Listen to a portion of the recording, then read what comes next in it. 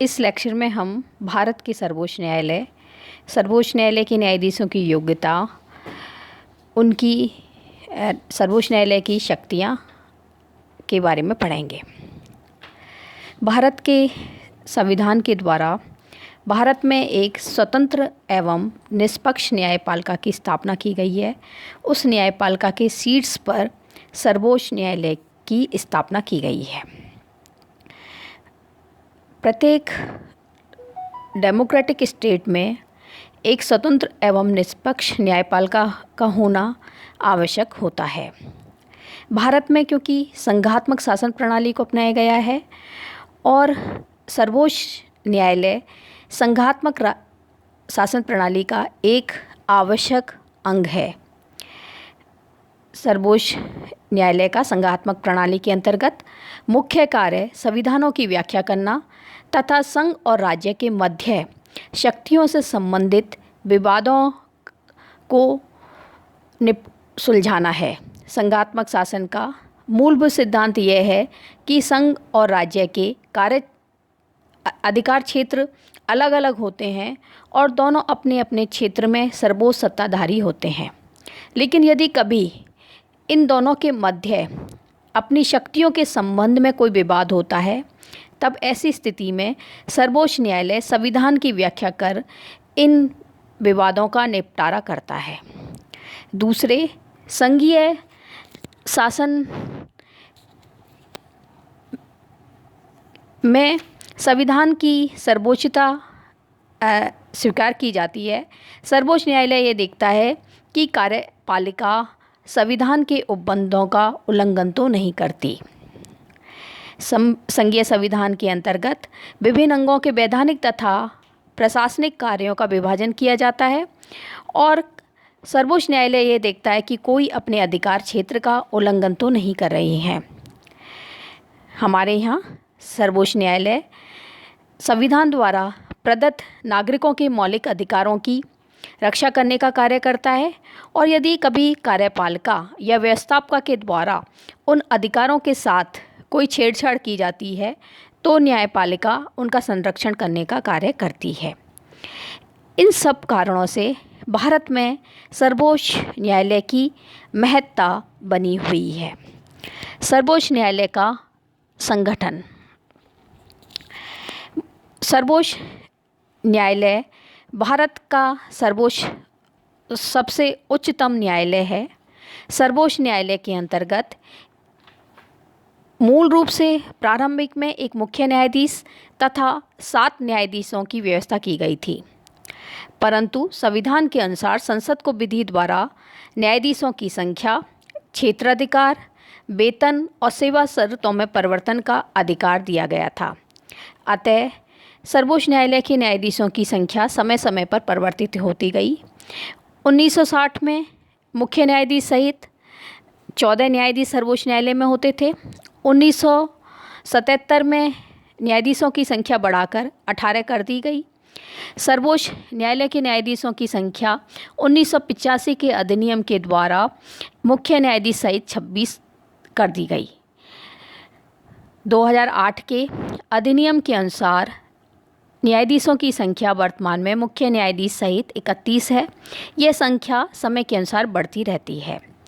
सर्वोच्च न्यायालय के न्यायाधीश की नियुक्ति संविधान के अनुच्छेद 124 के अनुसार राष्ट्रपति के द्वारा की जाती है। न्यायाधीशों की नियुक्ति करते समय राष्ट्रपति सर्वोच्च न्यायालय और उच्च न्यायालय के उन न्यायाधीशों से जिन्हें वह उचित समझे परामर्श करता है, परंतु सर्वोच्च न्यायालय के अन्य न्यायाधीशों की नियुक्ति करते समय वह मुख्य न्यायाधीश से परामर्श अवश्य करता है।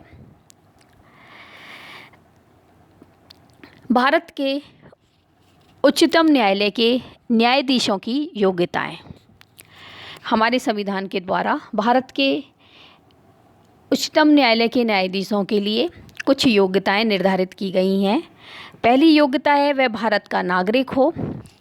दूसरी योग्यता है वह कम से कम 5 वर्ष तक किसी उच्च न्यायालय का न्यायाधीश रह चुका हो या कम से कम 10 वर्ष तक किसी उच्च न्यायालय में अधिवक्ता के पद पर कार्य कर चुका हो, अधिवक्ता के रूप में, और या फिर राष्ट्रपति के विचार में सुविख्यात विधिवेत्ता हो, अर्थात सेकंड, थर्ड और फोर्थ में से कोई एक योग्यताएं पूरी करता हो।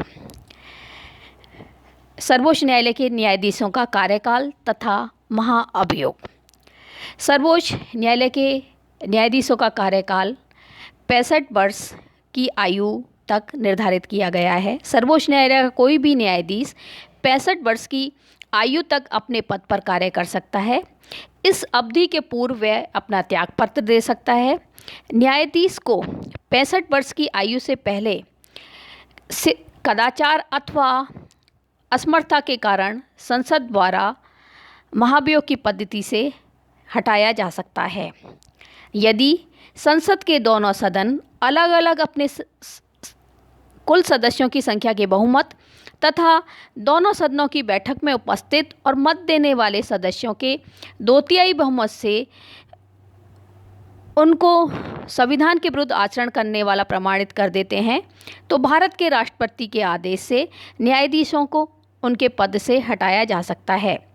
न्यायाधीशों को उनके पद से हटाए जाने वाला यह महाभियोग प्रस्ताव संसद के एक ही सत्र में स्वीकृत होना चाहिए। जब महाभियोग की प्रक्रिया संसद में चल रही हो तब न्यायाधीश को अपना पक्ष प्रस्तुत करने का एक अवसर दिया जाता है। भारत में अब तक केवल एक बार 1992 और 93 में सर्वोच्च न्यायालय के एक न्यायाधीश जी रामास्वामी के विरुद्ध संसद में महाभियोग लगाया गया था, किंतु यह महाअभियोग प्रस्ताव पारित नहीं हुआ क्योंकि शासक दल के द्वारा यह प्रस्ताव वापस ले लिया गया। उच्चतम न्यायालय का क्षेत्र अधिकार। हमारे यहाँ संविधान के द्वारा उच्चतम न्यायालय के क्षेत्र अधिकार का विवरण दिया गया है। उच्चतम न्यायालय भारत की न्यायपालिका के शीर्ष पर स्थित है। यह देश का अंतिम सर्वोच्च न्यायालय है।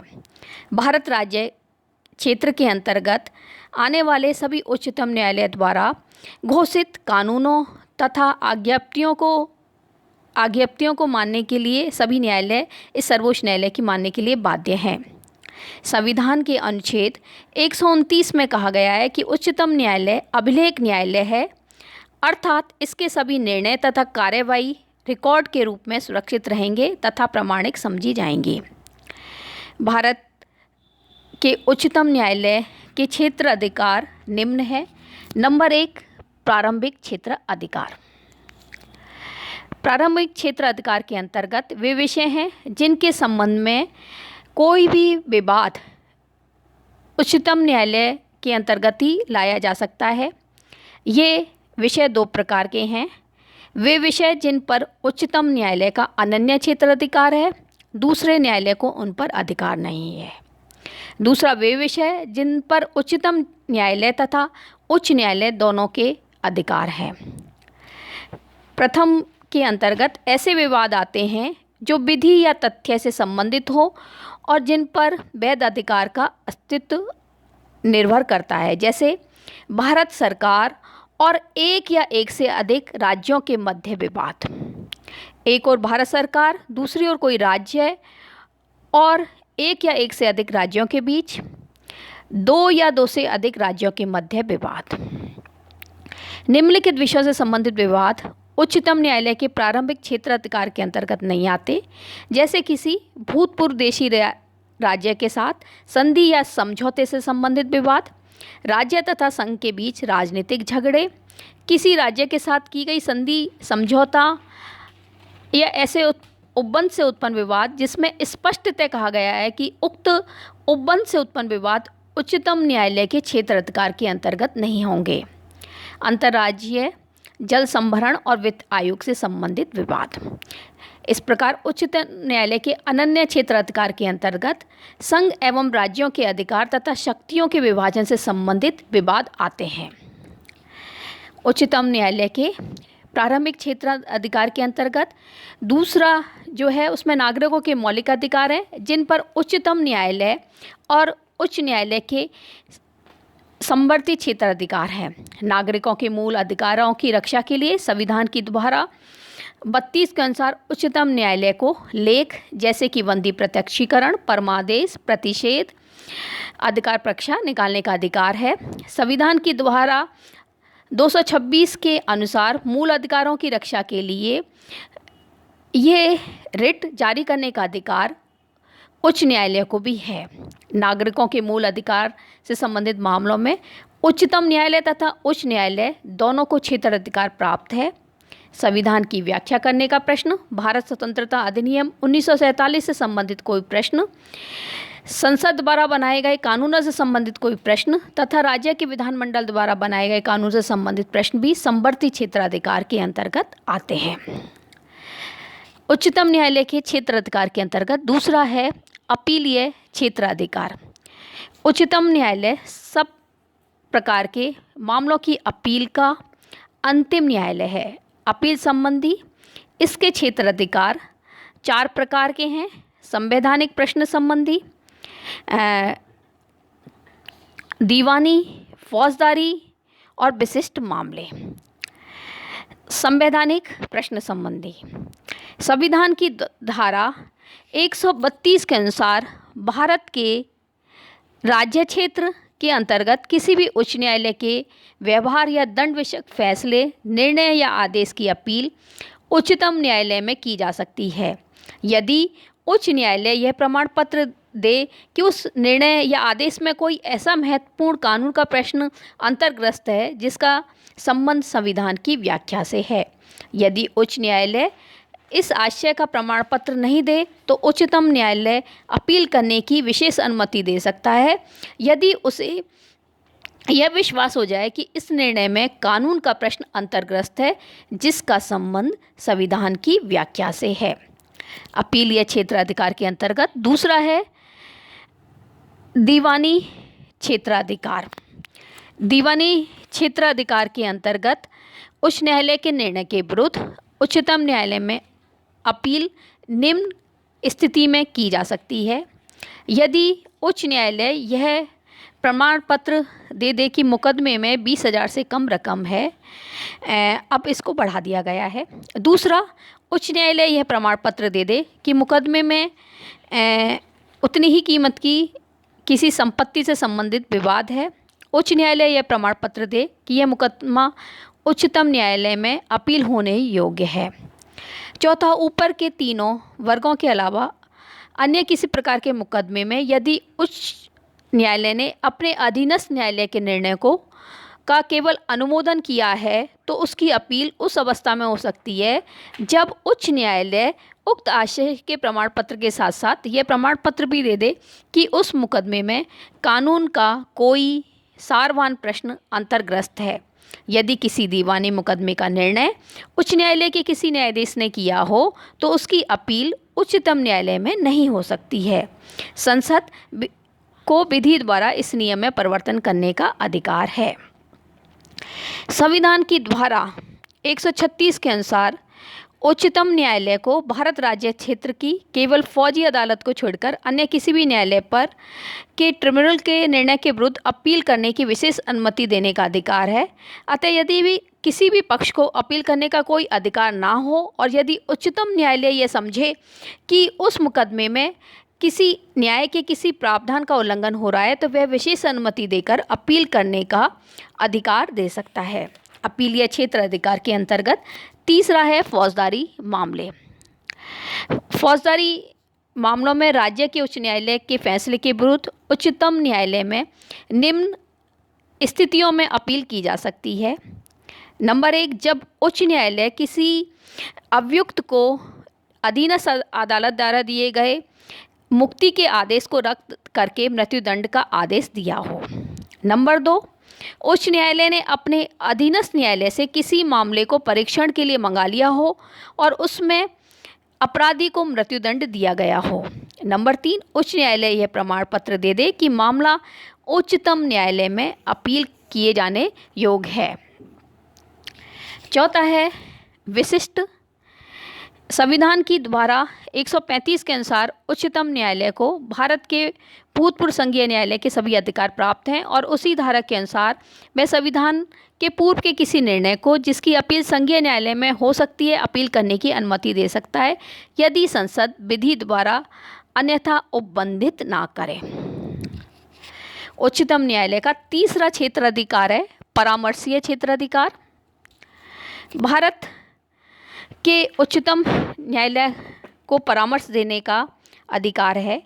हमारे संविधान के अनुच्छेद 143 के अनुसार राष्ट्रपति जब चाहे किसी भी महत्वपूर्ण संवैधानिक प्रश्न पर समझौते, संधियों या सार्वजनिक महत्व के प्रश्नों से संबंधित किसी विषय को उच्चतम न्यायालय के समक्ष विचार के लिए रख सकता है। उच्चतम न्यायालय उस पर अपना परामर्श राष्ट्रपति को दे सकता है, लेकिन राष्ट्रपति के लिए उच्चतम न्यायालय के परामर्श को स्वीकार करना आवश्यक नहीं है। संविधान की धारा 317 के उप अनुच्छेद 1 के अनुसार लोकसभा आयोग का सदस्य तब तक पदच्युत नहीं किया जा सकता जब तक उच्चतम न्यायालय राष्ट्रपति द्वारा निर्देशित होने पर उस व्यक्ति का दुराचार प्रमाणित करते हुए उस व्यक्ति को पदच्युत करने का परामर्श ना दे। अभिलेख न्यायालय। उच्चतम न्यायालय को अपने दिए गए निर्णय या आदेश पर पुनर्वलोकन का अधिकार है और उसमें सुधार करने का भी अधिकार है। इसके अतिरिक्त सर्वोच्च न्यायालय एक अभिलेख न्यायालय के रूप में भी कार्य करता है। सर्वोच्च न्यायालय के द्वारा जो भी निर्णय उच्चतम न्यायालय अभिलेख न्यायालय के रूप में भी कार्य करता है। इसके सभी निर्णय तथा कार्रवाई रिकॉर्ड के रूप में सुरक्षित रहते हैं तथा उच्चतम न्यायालय को अभिलेख न्यायालय की सभी शक्तियां प्राप्त हैं जिनमें वह अपनी अवमानना के अधिकार के लिए दंड देने की शक्तियां भी उसे प्राप्त हैं। इस प्रकार भारत के सर्वोच्च न्यायालय को भारतीय संविधान के द्वारा ये शक्तियां प्रदान की गई हैं।